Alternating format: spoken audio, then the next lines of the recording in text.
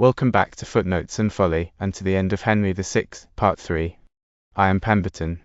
This is Part 5, and the long slaughter comes to its close. At Coventry the armies gather for the reckoning, and at the brink of battle the turncoat Clarence repents and returns to his brothers, abandoning Warwick to his fate. On the field of Barnet, in a treacherous fog, Warwick the Kingmaker, the proudest subject that ever served a king, is overthrown and dies, and all his greatness with him. Then at Tewkesbury the fierce Queen Margaret makes her last stand for her son. Her army is broken, she is taken, and the young Prince Edward of Lancaster is stabbed to death before her eyes by the three brothers of York. And last of all, crook-backed Richard slips away to the Tower of London, and there murders the gentle, praying King Henry with his own hand, and over the saint's body unfolds, for our ears alone, the full horror of his design upon the crown. The play ends with King Edward triumphant, his enemies dead or fled, a baby prince in his arms, and a promise of lasting joy that we, who know what is coming, can only hear with a shudder. Let us finish it. At Coventry, Warwick stands on the city walls with the mayor of Coventry, two messengers and others. Where is the messenger who came from brave Oxford? How far away is your lord, honest fellow? By now he is at Dunsmore, marching this way. How far away is our brother Montague? Where is the messenger who came from Montague? By now he is at Daintree with a powerful force. Sir John Somerville enters. Tell me, Somerville, what does my loving son say? And by your guess, how near is Clarence now? I left him at Southam with his forces, and I expect him here about 2 hours from now. A drum is heard. Then Clarence is near, I hear his drum. It is not his, my lord. Southam lies that way. The drum your honor hears is marching from Warwick. Who could that be?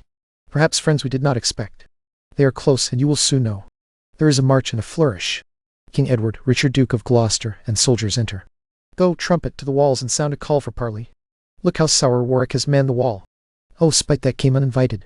Has playful Edward arrived? Where were our scouts asleep, or how were they deceived, that we heard no news of his return? Now, Warwick, will you open the city gates, speak kindly, and humbly bend your knee? Call Edward king, beg mercy from his hands, and he shall pardon you for these outrages. No. Rather, will you draw your forces away, confess who set you up and pulled you down, call Warwick your patron, and repent? Then you shall still remain the Duke of York. I thought at least he would have called you king. Or did he make that joke without meaning to? Is a dukedom not a fine gift, sir? Yes, by my faith, for a poor earl to give. I will serve you for so good a gift. It was I who gave the kingdom to your brother. Then it is mine, if only by Warwick's gift. You are no Atlas fit to bear so great a weight. Weakling, Warwick takes his gift back again. Henry is my king, and Warwick is his subject. But Warwick's king is Edward's prisoner. And gallant Warwick, answer me this, what is the body when the head is cut off? It is a pity Warwick had no better foresight. While he thought he was stealing the single 10, the king was quietly taken from the pack. You left poor Henry at the bishop's palace, and 10 to 1 you will meet him in the Tower. It is exactly so. Yet you are Warwick still. Come, Warwick, seize the moment. Kneel down, kneel down. Well, when? Strike now, or the iron will cool. I would rather chop off this hand with one blow and fling it in your face with the other than lower my sail so far as to submit to you. Sail, however, you can with wind and tide as your friends. This hand, tightly wrapped in your coal black hair while your head is still warm and newly cut off, shall write this sentence in the dust with your blood. Wind, changing Warwick now can change no more. Oxford enters with drum and colours. Oh, cheerful colours! Look where Oxford comes. Oxford, Oxford, for Lancaster. Oxford and his forces enter the city. The gates are open. Let us enter too. Then other enemies may attack our backs. Let us stand in good order, for no doubt they will come out again and offer us battle. If not, since the city has only weak defences, we will calmly drive the traitors out from inside it. Oh, welcome, Oxford, for we need your help. Montague enters with drum and colours. Montague, Montague, for Lancaster. Montague and his forces enter the city. You and your brother will both pay for this treason with the dearest blood your bodies carry. The harder the match, the greater the victory. My mind foretells happy gain and conquest. Somerset enters with drum and colours. Somerset, Somerset, for Lancaster. Somerset and his forces enter the city.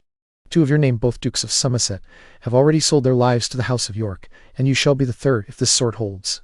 George, Duke of Clarence, enters with drum and colours. And look, here comes George of Clarence sweeping in with strength enough to give his brother battle. In him, honest zeal for the right has more power than the natural love between brothers. Richard and George whisper together. Come, Clarence, come. You will come if Warwick calls. Father of Warwick, do you know what this means? George takes the red rose from his hat and throws it at Warwick. Look here, I throw my disgrace back at you. I will not ruin my father's house, he who gave his blood to cement its stones together and raise up Lancaster. What do you think, Warwick? Do you believe Clarence is so cruel, so dull, so unnatural, that he would turn the deadly weapons of war against his brother and his lawful king? Perhaps you will bring up my sacred oath. Keeping that oath would be more sinful than Jephthah's vow, when he sacrificed his daughter. I am so sorry for the wrong I have done that, to earn my brother's favor, I here proclaim myself your mortal enemy, determined, wherever I meet you, as I will meet you if you stir abroad, to punish you for your foul misleading of me. And so, proud-hearted Warwick, I defy you and turn my ashamed face to my brother. Pardon me, Edward, I will make amends. And Richard, do not frown at my faults, for from now on I will be changeable no more. Now you are welcome, more welcome and 10 times more beloved than if you had never deserved our hate. Welcome, good Clarence. This is brotherly. O surpassing traitor, false to your oath and unjust. Well, Warwick, will you leave the town and fight, or shall we beat the stones down around your ears? Alas, I am not shut up here for defense. I will go at once toward Barnet, and offer you battle, Edward, if you dare. Yes, Warwick, Edward dares, and leads the way. Lords, to the field. St. George in victory. They exit with a march. Warwick and his company follow. Battle alarms and fighting. King Edward enters, dragging in Warwick wounded. Lie there. Die, and let our fear die with you, for Warwick was the terror that frightened us all. Now, Montague, hold your place. I am coming for you, so Warwick's bones may have yours for company. King Edward exits. Ah, who is near? Come to me, friend or enemy, and tell me who has won, York or Warwick. Why do I ask?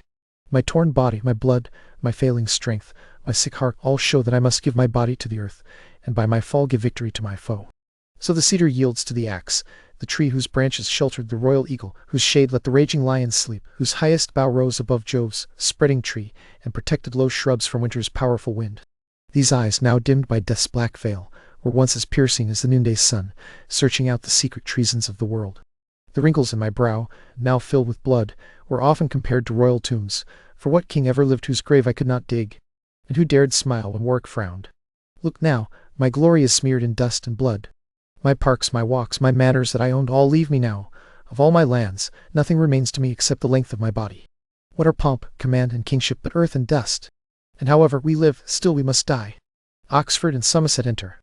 Ah, Warwick, Warwick, if only you were as we are, we might recover all our losses again. The Queen has brought a powerful army from France. We have just heard the news. Ah, if only you could fly! Why, then I would not fly.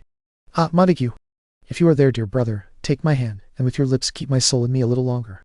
You do not love me, brother. If you did, your tears would wash away this cold, clotted blood that glues my lips and will not let me speak. Come quickly, Montague, or I am dead. Ah, Warwick! Montague has breathed his last, and with his final gasp he cried out for Warwick, and said, Commend me to my valiant brother. He wanted to say more, and did speak more, but it sounded like a cannon in a vault, so that it could not be clearly understood. At last I could make out, delivered with a groan, Oh, farewell, Warwick. May his soul rest sweetly. Fly, lords, and save yourselves, for Warwick bids you all farewell, until we meet in heaven. Warwick dies. Away, away, to meet the Queen's great army! They carry away Warwick's body and exit. A flourish. King Edward enters in triumph with Richard, George, and the rest. So far our fortune keeps rising, and we are crowned with victory. But in the middle of this bright, shining day I see a black, suspicious, threatening cloud that will meet our glorious sun before he reaches his peaceful western bed. I mean, my lords, that the forces the Queen raised in Gallia have landed on our coast, and, as we hear, are marching to fight us. A little wind will soon scatter that cloud and blow it back to the place it came from. Your own beams will dry up those vapors, for not every cloud brings a storm. The Queen's strength is estimated at 30,000, and Somerset and Oxford have fled to join her. If she has time to gather breath, be sure her side will be every bit as strong as ours. Our loving friends have informed us that they are moving toward Tewkesbury. Since we now have the advantage from Barnet Field, we will go there at once, for eagerness makes the road short. As we march, our strength will grow in every county we pass through. Beat the drum. Cry courage. And away. They exit. Flourish and march. Queen Margaret, Prince Edward, Somerset, Oxford, and soldiers enter. Great lords, wise people do not sit and mourn their losses. They cheerfully look for ways to repair their harms. What if the mast has been blown overboard, the cable broken, the holding anchor lost, and half our sailors swallowed by the flood? Our pilot still lives. Is it fitting that he should leave the helm and, like a frightened boy, add water to the sea with tearful eyes, strengthening what already has too much, while in his crying the ship splits on the rock, though work and courage might have saved it? Ah, what shame, what fault that would be! Say Warwick was our anchor, what of it? And Montague our topmast, what of him? Our slaughtered friends the tackle, what of them? Is not Oxford here another anchor? And Somerset another fine mast? Are not the friends of France our ropes and rigging? And though unskilled, why should Ned and I not once be allowed the charge of a skilled pilot? We will not leave the helm to sit and weep, but keep our course, though the rough wind says no, away from shells and rocks that threaten us with wreck. It is as useful to scold the waves as to speak them fair. And what is Edward but a merciless sea? What is Clarence but a quicksand of deceit? And Richard but a jagged, deadly rock? Are all these not enemies to our poor ship? Say you can swim, alas, only for a while. Step onto the sand, there you sink quickly. Straddle the rock, the tide will wash you off or else you starve. That is a threefold death. I say this, lords, so that if any of you are thinking of fleeing from us, you may understand there is no more hope of mercy with the brothers than with ruthless waves, sands, and rocks. Then take courage. What cannot be avoided is childish weakness to mourn or fear. I think a woman with such a valiant spirit, if a coward heard her speak these words, would fill his chest with greatness of heart and make him, even naked, defeat an armed man. I do not say this because I doubt anyone here, for if I so much as suspected a fearful man, he would have permission to go away early in case, when we needed him, he infected another and made that man share his spirit. If any such man is here, as God forbid, let him depart before we need his help. Women and children with such high courage and warriors growing faint? Why, that would be everlasting shame. O brave young prince, your famous grandfather lives again in you.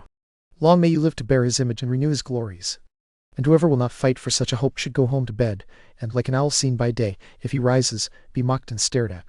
Thanks, gentle Somerset. Sweet Oxford, thanks. And take the thanks of one who has nothing else yet to give. A messenger enters. Prepare yourselves, lords, for Edward is near ready to fight. Therefore be resolute. I expected no less.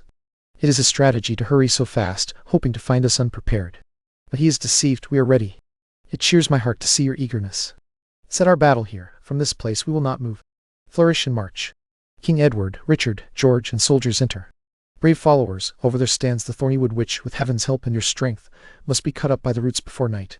I need not add more fuel to your fire, for I know well that you already blaze to burn them out. Give the signal to fight, and at them, lords. Lords, knights, and gentlemen, what I ought to say my tears deny, for with every word I speak, you see me drink the water of my own eyes. Therefore no more but this: Henry, your sovereign, is a prisoner to the enemy, his position has been usurped, his realm is a slaughter-house, his subjects are slain, his laws are cancelled, and his treasure is spent. And over there is the wolf that has made this ruin. You fight for justice. Then in God's name, lords, be valiant and give the signal to fight. Battle alarms, retreat and fighting. Both armies exit. A flourish sounds. King Edward enters with Richard, George, and soldiers. Queen Margaret, Oxford, and Somerset are brought in as prisoners. Now let this be the end of these violent troubles. Take Oxford straight away to Hames Castle. As for Somerset, cut off his guilty head. Go, carry them away. I will not listen to them speak. For my part, I will not trouble you with words. Nor will I. I bow patiently to my fate. Oxford and Somerset are led out under guard. So we part sorrowfully in this troubled world, hoping to meet with joy in sweet Jerusalem. Has it been proclaimed that whoever finds Edward shall receive a great reward, and that Edward himself shall be spared his life? It has, and look, young Edward is coming here. Soldiers enter with Prince Edward. Bring forward the brave young fellow. Let us hear him speak. What can such a young man already start to sting? Edward, what satisfaction can you offer for taking up arms, for stirring up my subjects, and for all the trouble you have caused me? Speak like a subject, proud, ambitious York. Imagine that I am now speaking with my father's voice. Give up your throne, kneel where I stand, and let me put to you the very same questions that you, traitor, expect me to answer. Ah, if only your father had been so firm! Then you might still have worn the petticoat, and never stolen the man's place from Lancaster. Let Aesop tell fables on a winter night. His snarling riddles do not belong in this place. By heaven, boy, I will make you suffer for that word. Yes, you were born to be a plague to men. For God's sake, take this captive scold away. No, take away this scolding hunchback instead. Peace, stubborn boy, or I will silence your tongue. Untaught boy, you are far too insolent. I know my duty. You are the ones without duty, lustful Edward, perjured George, and misshapen Dick. I tell you all that I am better than you traitors as you are. You have seized my father's right and mine. Take that, you image of this railing woman. King Edward stabs him. Are you writhing? Take that to end your agony. Richard stabs him. And here is one for taunting me with perjury. George stabs him. Oh, kill me too! Indeed I will. Richard moves to kill her. Stop, Richard, stop. We have already done too much. Why should she live to fill the world with words? What, has she fainted? Do what is needed to revive her. Clarence, make my excuses to the king, my brother. I am going to London on serious business. Before you get there, be sure you will hear some news. What? What news? The tower, the tower! Richard exits. Oh, Ned, sweet Ned, speak to your mother, boy. Can you not speak? Oh, traitors, murderers. Those who stabbed Caesar shed no blood at all, committed no offense, and deserved no blame, if this foul deed stands beside it. Caesar was a man, this one, by comparison, was a child, and men never spend their fury on a child. What is worse than murderer, so I may call you by it? No, no, my heart will burst if I speak, and I will speak so that my heart may burst. Butchers and villains, bloody cannibals! What a sweet young plant you have cut down before its time. You have no children, butchers. If you did, the thought of them would have awakened pity in you. But if you ever happen to have a child, expect him in his youth to be cut off just as you, executioners, have destroyed this sweet young prince. Away with her. Go, carry her off by force. No, never carry me away. Finish me here. Sheath your sword here. I will forgive you for my death. What will you not? Then, Clarence, you do it. By heaven, I will not give you so much comfort. Good Clarence, do it. Sweet Clarence, do it yourself. Did you not hear me swear that I would not do it? Yes, but you are used to breaking your oaths. It was a sin before, but now it would be charity. What will you not? Where is that devil's butcher, Richard, harsh-faced Richard? Richard, where are you? You are not here.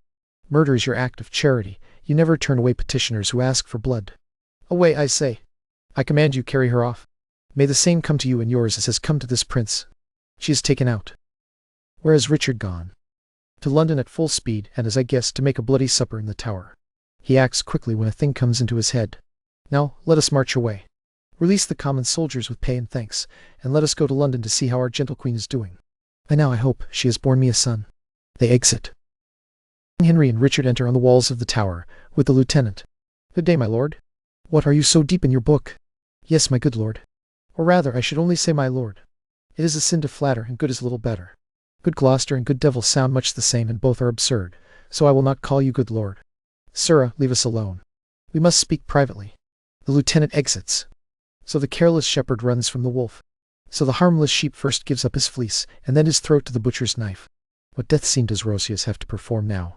Suspicion always follows a guilty mind. A thief is afraid every bush hides an officer. The bird that has once been caught with lime in a bush trembles at every bush afterward. And I, the unhappy mate of one sweet bird, now have before my eyes the fatal thing where my poor young bird was trapped, caught, and killed. Why, what a foolish old man that was in Crete, teaching his son how to behave like a bird! And yet, with all his wings, the fool was drowned. I was Daedalus, my poor boy was Icarus, your father was Minos, who blocked our way, the sun that scorched my sweet boy's wings was your brother Edward, and you yourself were the sea, whose jealous gulf swallowed up his life. Ah, kill me with your weapon, not with your words. My breast can endure the point of your dagger better than my ears can bear that tragic story. But why have you come? Is it for my life? Do you think I am an executioner? I am sure you are a persecutor. If murdering the innocent counts as execution, then you are an executioner. I killed your son because he was presumptuous. If you had been killed when you first presumed, you would not have lived to kill a son of mine. And now I prophesy this. Many thousands who do not yet suspect any part of the danger I fear, many an old man's sigh, many a widow's tears, and many an orphan's eyes standing full of water, men grieving for the untimely deaths of sons, wives for husbands, and orphans for parents, shall curse the hour when you were born. The owl shrieked at your birth, an evil sign. The night, crow cried, foretelling unlucky times. Dogs howled, and a hideous storm shook trees down. The ravens settled on the chimney top, and chattering magpies sang in dreadful discord. Your mother suffered more than a mother's pain, and yet brought forth less than a mother's hope, an unfinished and deformed lump, unlike the fruit of such a noble tree. You had teeth in your head when you were born to show that you came to bite the world. And if the rest I have heard is true, you came. I will hear no more. Die, prophet, while you speak. Richard stabs him. For this, among the rest, I was ordained. Yes, and for much more slaughter after this. O God, forgive my sins and pardon you. King Henry dies. What will the ambitious blood of Lancaster sink into the ground? I thought it would rise upward. See how my sword weeps for the poor king's death. Oh, may such purple tears always be shed by those who wish the downfall of our house. If any spark of life still remains in you, down to hell, and say I sent you there. Richard stabs him again. I am one who has no pity, love, or fear. Indeed, it is true what Henry said of me, for I have often heard my mother say I came into the world legs first. Did I not have reason, do you think, to hurry and seek the ruin of those who usurped our right? The midwife wondered, and the women cried, "O Jesus, bless us, he is born with teeth." And so I was, which plainly showed that I would snarl, and bite, and play the dog. Since heaven has shaped my body this way, let hell make my mind crooked to match it. I have no brother, I am like no brother. And this word love, which greybeards call divine, may live in men who resemble one another, but not in me. I myself alone. Clarence, beware. You keep me from the light, but I will arrange a pitch black day for you. I will spread such prophecies abroad that Edward will become afraid for his life, and then, to purge his fear, I will be your death. King Henry and the prince's son are gone. Clarence, your turn is next, and after that the rest, counting myself as nothing until I am the best. I will throw your body into another room, and triumph, Henry, in your day of doom. Richard exits with the body. Later, in the palace, a flourish sounds. King Edward enters with Queen Elizabeth, George, Richard, Hastings, a nurse carrying the infant Prince Edward, and attendants. Once more we sit on England's royal throne, bought back with the blood of enemies. What brave foes, like autumn corn, we have cut down at the height of their pride. 3 Dukes of Somerset, 3 times renowned as hardy and unquestioned champions, 2 Cliffords, father and son, and 2 Northumberlands, 2 braver men who never spurred their horses at the trumpet's sound. With them went the 2 brave bears, Warwick and Montague, who in their chains had fettered the kingly lion and made the forest tremble when they roared. So we have swept suspicion away from our seat and made security our footstool. Come here, Bess, and let me kiss my boy.